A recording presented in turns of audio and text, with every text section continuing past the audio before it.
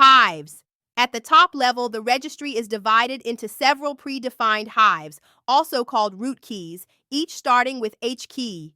These hives categorize the data.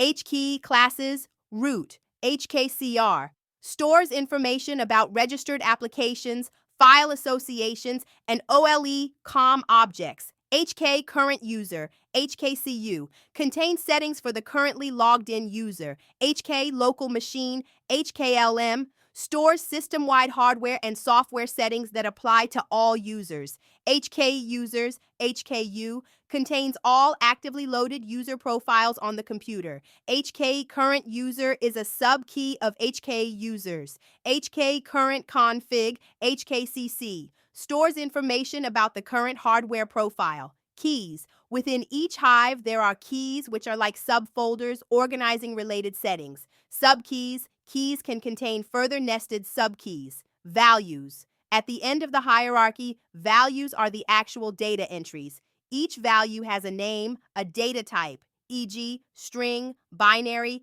dword, and the actual data. Why it's important.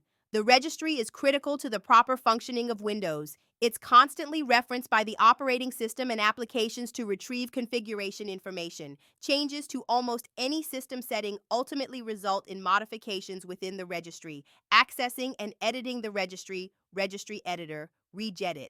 The primary tool for interacting with the registry is the registry editor, regedit.exe.